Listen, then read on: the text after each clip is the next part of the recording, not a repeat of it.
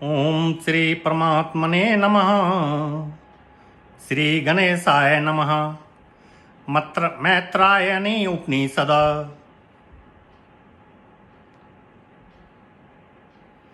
श्रीहरि वैराग्योत्थ भक्ति युक्तं ब्रह्मा पात्र प्रबोधत यत्पदं मुनियो यान्ति तत्रैव पद्महं महा। ओं आप्यायन्तु ममांगनी वाक्य प्राणश्चक्षुश्रोत्रमथो बलमिन्द्रियाणि च सर्वाणि सर्वब्रह्मोपनिषदम्मा अहं ब्रह्मं निराकुर्यां मामा भ्रमं निराकरोद निराकरन् मस्त्व निराकरणं मे अस्तु तदात्मनि निरतेय उपनिषस्तु धर्मास्ते मयि सन्तु ते मयि सन्तु।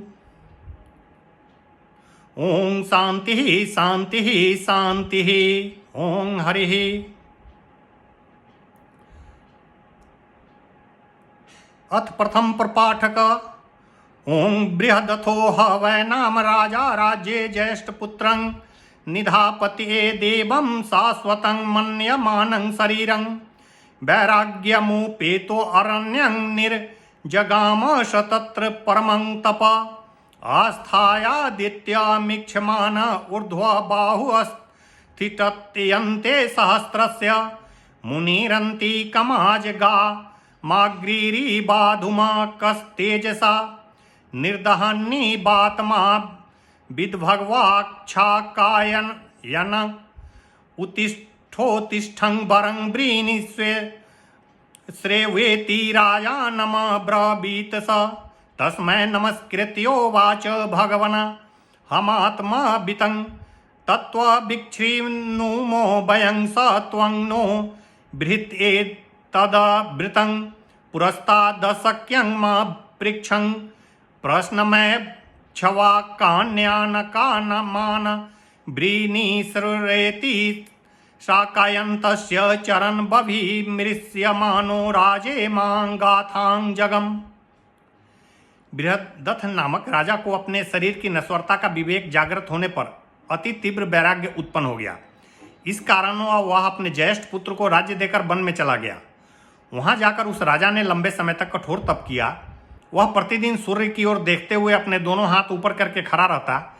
1 सहस्त्र वर्ष के उपरांत उसकी उग्र तपस्या के परिणाम स्वरूप शाकायन्य नामक आत्मवेता महामुनि उस राजा के समक्ष आए। उस मुनि का तेज ध्रुम रहित अग्नि की भांति था। उस श्रेष्ठ मुनि ने राजा से कहा, हे राजन, उठो, वरदान मांगो। उस राजा ने उन मुनि को नमस्कार करते हुए कहा, हे भगवान, मैं आत्मवेता नहीं हूँ। हमने सुना है कि आप ब्रह्म तत्व वेता हैं, अतः आप हमें सत्य ज्ञान रूप वरदान प्रदान करें। ऐसा सुनकर उन श्रेष्ठ मुनि ने कहा, हे इक्ष्वाकु वंशीय राजन, तुम अन्य कोई दूसरा वर मांग लो। इस तरह के प्रश्नों को मत पूछो जिन्हें प्राचीन काल से ही अत्यंत कठिन एवं दुरूह माना जाता रहा है। ऐसा सुनकर राजा बृहदत्थ ने उन मुनि श्रेष्ठ शाकायन्य के चरणों में प्रणाम करते हुए इस प्रकार कहा, भग्न वनस्थि चर्म अस नायु मज्जा मांस शुक्र सोनीत सलेस मास श्रुदु सिते बिन्मूत्र बात पीत कफ संघात दुर्गंधे निसारे अस्मि शरीरे किं कामोपभोग। हे भगवान, यह शरीर हड्डी, त्वचा, स्नायु, मज्जा, मांस, वीर्य, रक्त, अश्रु, विष्ठा, मलमूत्र, वायु, पित्त, कफ आदि से परिपूर्ण है। यह शरीर दुर्गंध से युक्त एवं तत्व रहित है। तब कामना जन्य भोगों की फिर क्या आवश्यकता है। काम क्रोध लोभ भय विषादेर यशष्ट वियोगानिष्ट संप्रेय योगक्षु तपीपासा जरा मृत्यु रोग शोकाधरा विहस्ते अस्मि शरीरे किं कामोपभोगे। हे भगवान, काम क्रोध लोभ मोह भय विषाद ईर्ष्या प्रिय वस्तु के वियोग तथा अप्रिय के मिलन जन्य दुख क्षुधा पिपासा जरा मरण शोक आदि से यह शरीर अत्यंत परेशान रहता है। ऐसी स्थिति में कामनाओं उपभोगों की क्या आवश्यकता। सर्वचेदं क्षयिन स्नु पश्यामो यथे मे दंसम सकाम दस्स त्रिना वन्ना सत्य योध भूत पर ध्वंसिना। हे भगवान, यह संपूर्ण संसार क्षण भंगुर है। मनुष्यादि समस्त भूत प्राणियों को मैं निरंतर विनष्ट होते हुए देखता रहता हूँ। ऐसे ही अनेकानेक वे सभी क्षुद्र जीव, दंश, मच्छर, कीटादि उत्पन्न होकर कुछ ही समय में काल कबलित हो जाते हैं।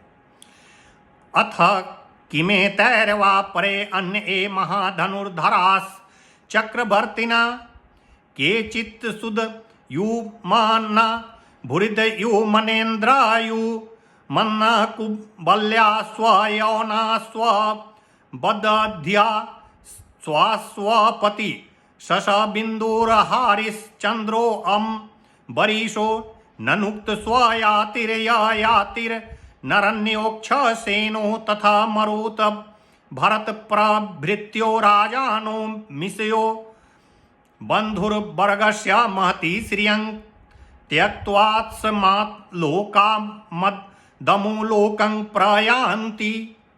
इन समस्त क्षुद्र जीवों की क्या गणना।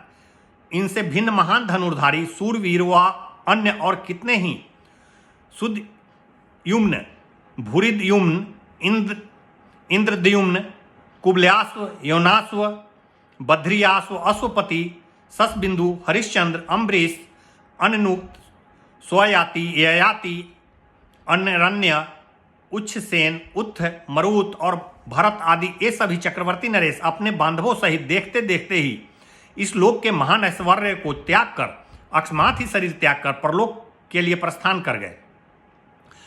अथ किमे तैरवा परे अन्य ए गंधर्वासुर यक्ष राक्षस भूत गण पिशाच चोरग रहहादीनां निरोधनं पश्यामः। हे श्रेष्ठ मुने, मात्र मनुष्य नहीं बल्कि असुर, गंधर्व, यक्ष, राक्षस, भूत समुदाय, पिशाच, सर्प, ग्रह और उपग्रह आदि को भी हम विनष्ट होते हुए देखते हैं।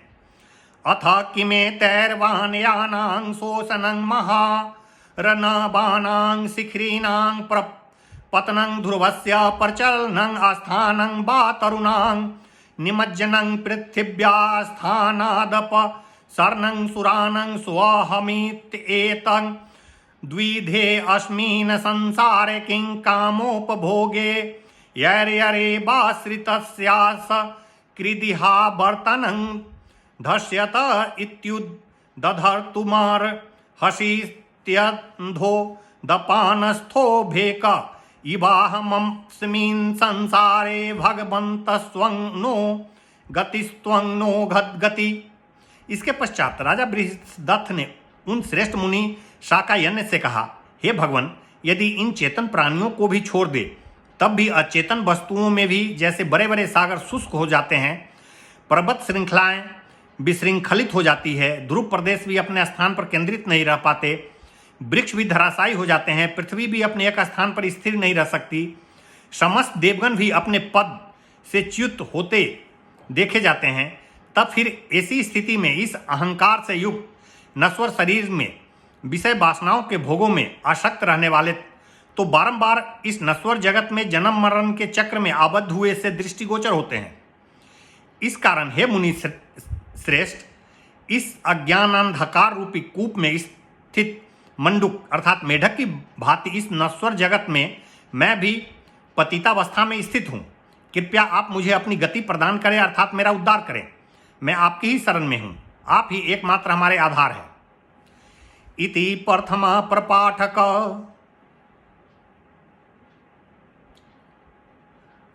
अथ द्वितीय प्रपाठकं अथ भगवान छाकायन्य सुप्रीत्यो अब्र बिंद्राजानं महाराज बृहदर्थेक्ष्वाकु वंश ध्वज शीर्षात्मजं कृत्य स्वं मरुनार मनो विश्रुतो असित यं बाव खलबातमा ते कतमो भगवानन् वर्णयं इति तं होवाच इति। तत्पश्चात यह सुनकर श्रेष्ठ मुनि शाक्यायन ने अति प्रसन्न होकर कहा, हे महाराज बृहद्रथ, तुम इक्ष्वाकु वंश में उत्पन्न नरेश ध्वज शीर्ष के पुत्र हो। तुम सभी तरह से कृत होते हुए मरुत के नाम से प्रख्यात हो। यह आत्मा क्या एवं कैसा है, मैं अब तुम्हें इसके सार तत्व को बताने का प्रयास करता हूँ। राजा बृहदत्त ने कहा, हे श्रेष्ठ मुने, आप मुझे तत्संबंधित विषय के संदर्भ में अवश्य ही बताने की कृपा करें।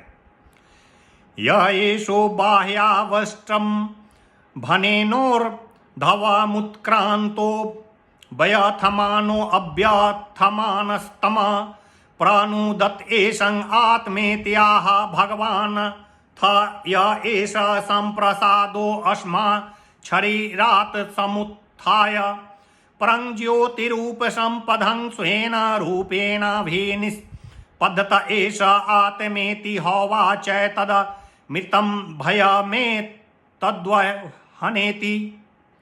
तदंतर महर्षि कहने लगे, हे राजन, बाह्य इंद्रियों का निरोध करने से, उन्हें अंतर्मुखी बनाने से प्राण तत्व रूपी यह आत्मा योग के माध्यम से ऊर्ध्व की ओर गमन करता है। वह दुख रूप प्रतिभासित होते हुए भी वास्तव में दुख रहित है तथा अज्ञान रूप अंधकार को विनष्ट करने में समर्थ है।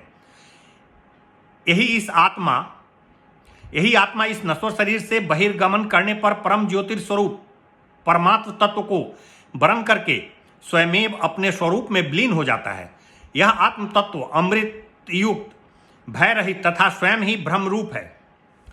अथ खल्वियं ब्रह्म विद्यांग सर्वोपनिषद विद्यांग वाराजनस्माकं भगवतां मैत्रेयेन व्याख्याताहं ते कथयिष्यामि तयथापहत पापमानसीतम तेजसा ऊर्ध्वरेतसो बालखिल्यां इति श्रूयन्ते यथैते प्रजापतिं ब्रुवन भगवनश्शकटमिवा चेतनमिदं शरीरं कस्येषं खल्विदशो महिमातीन्द्रियभूतस्य येन तद्विधमिदं चेतनवत् प्रतिष्ठापितं प्रचोदयितास्य को भगवने तदस्माकं ब्रूहिति तान होवाच।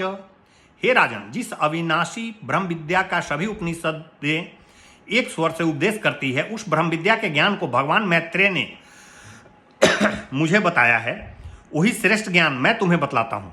साधना द्वारा जिसके समस्त पाप नष्ट हो गए हैं, ऐसे तेजस्वी एवं ब्रह्मचर्य व्रत को धारण करने वाले मुनि बाल खिल्य के नाम से जाने जाते हैं। ऐसा ही एक बार उन श्रेष्ठ मुनि ने ब्रह्मा जी से प्रश्न किया, हे ब्राह्मण, यह शरीर गाड़ी की भांति अचेतन है, तो फिर ऐसा कौन सा अतीन्द्रिय तत्व है? किस श्रेष्ठ तत्व की ऐसी महिमा है जिससे कि यह शरीर चैतन्य की भांति प्रतिष्ठा प्राप्त करता है? इस शरीर को जो प्रेरित करता है उसे वाणी से भी परे श्रेष्ठ बताया गया है। हे भगवान, उसी श्रेष्ठ तत्व को हमारे समक्ष बताने की कृपा करें। यो ह खलु वाचो परस्थित श्रूयते स एव वा एषं शुद्धं पूतशून्य शांतो प्राणो अनिसत्मात अंतो क्षयं स्थिरं शाश्वतो स्वतंत्रं स्वे महिमनि तिष्ठत्यनेदं शरीरं चेतनवत् प्रतिष्ठापितं प्रचोदयितां चैषो अस्येति ते हो चुर्भगवन् कथमा नेने सधसेना निछेन तद्विधामिदं चेतनवत् प्रतिष्ठापितं प्रचोदयति चैषो अस्येति कथमिति तान होवाच। ब्रह्मा जी ने मुनि से कहा, उस श्रेष्ठ तत्व को शुद्ध पवित्र शून्य शांत जीवन प्रदान करने वाला अनंत अविनाशी शाश्वत सनातन स्थिर अजन्मा एवं स्वतंत्र रूप से निवास करने वाला आत्मा कहा जाता है। उसी की ही यह महान महिमा है। उस महात्मा से ही इस अचेतन शरीर को चेतन की भांति प्रतिष्ठा प्राप्त होती है। वही चेतन आत्म तत्व प्रेरणा प्रदान करने वाला है। यह सुनने के बाद महामुनि बालखिल्य जी ने पुनः प्रश्न किया, हे भगवान, यह आत्मा अनिश्चित होते हुए भी चैतन्य रूप से इस शरीर में कैसे स्थिर है? इस शरीर को यह प्रेरित क्यों करता है तथा इस आत्मा की यह महिमा किस प्रकार की है?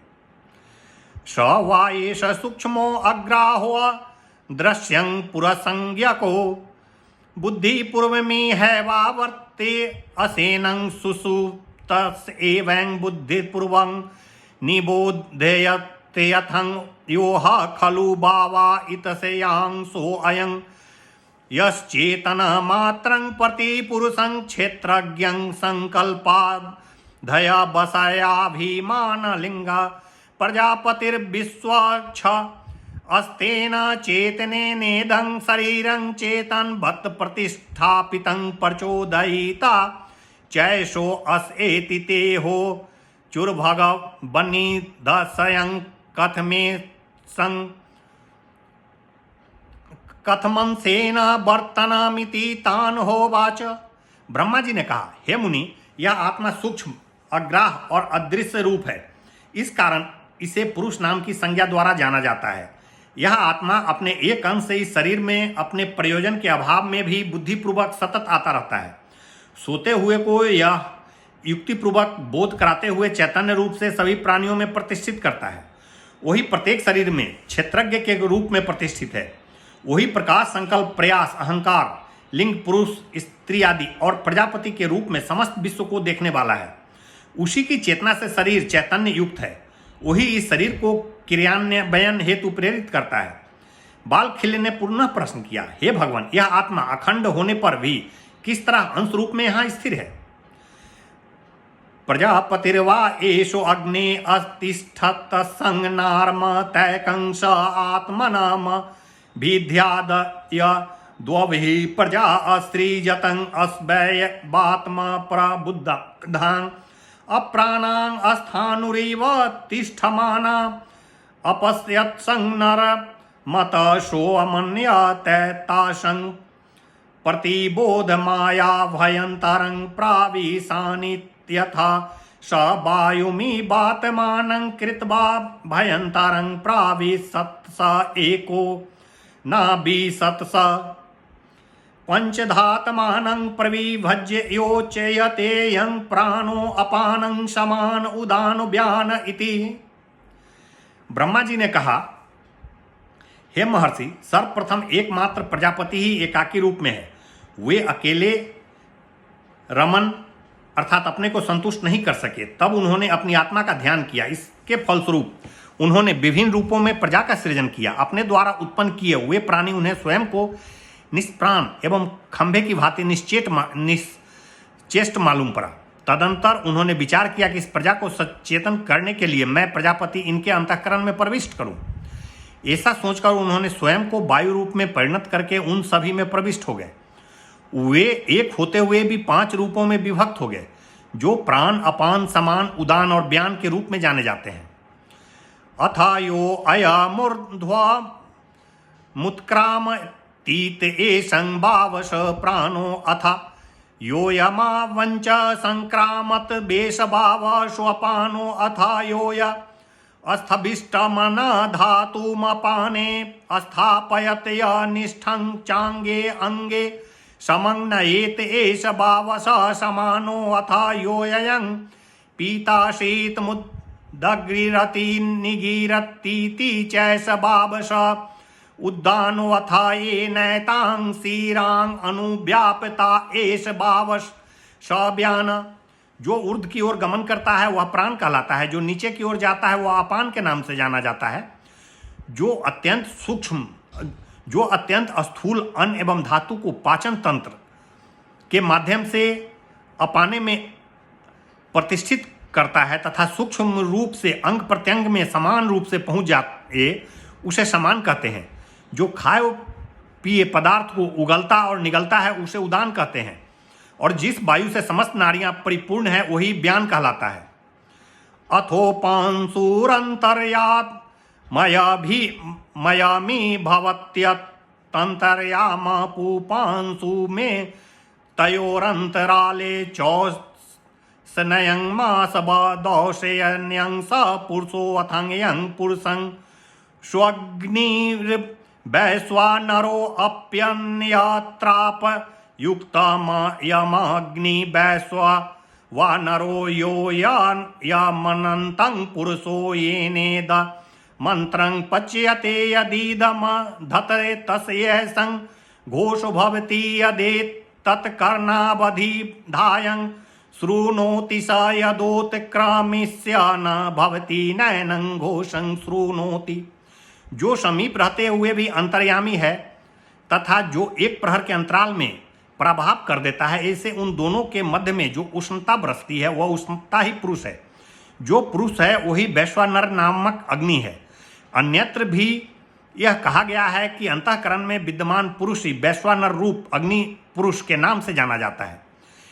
इस वैश्वानर रूप अग्नि से खाया हुआ भोजन पचता है। जो ग्रहण किया गया उसी का शब्द अंतःकरण में सुनाई पड़ता है। कानों को बंद करने पर यही ध्वनि अंदर से आती हुई सुनाई पड़ती है। जब शरीर से प्राणों के निकलने का समय होता है तब यह ध्वनि स्पष्ट रूप से सुनाई नहीं पड़ती।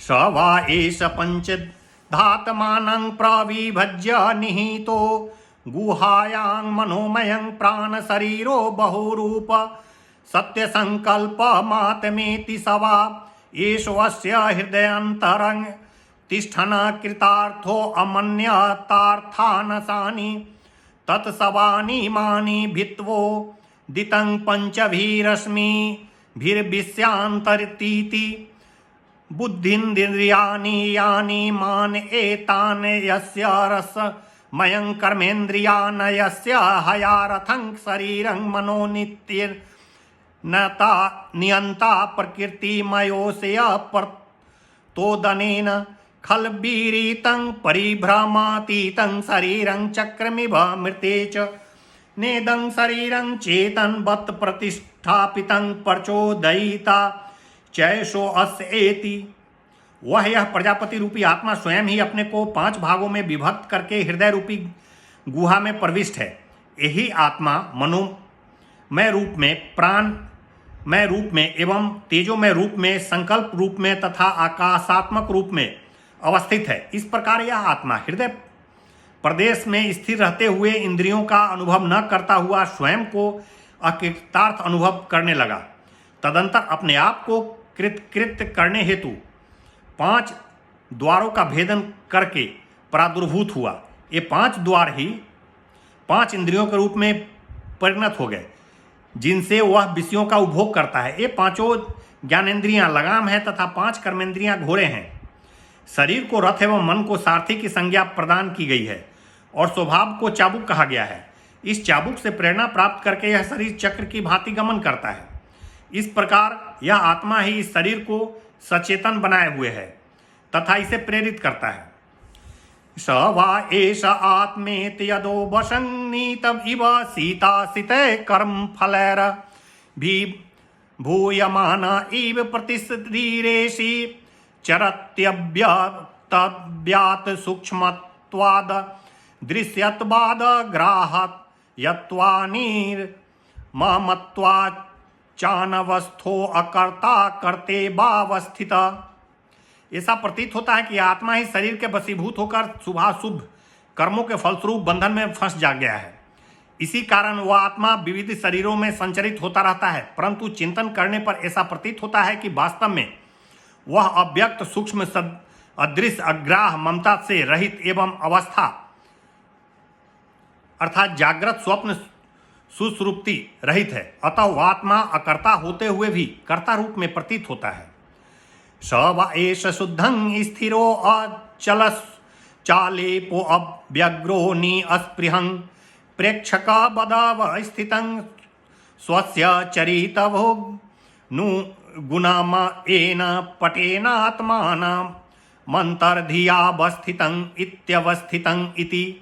यह आत्मा शुद्ध, स्थिर, अचल, निर्लिप्त, उद्विग्नता रहित, निष्प्रिय दृष्टा की भांति रहते हुए अपने द्वारा किए गए कर्मों के फल का उपभोग करता हुआ सा प्रतीत होता है।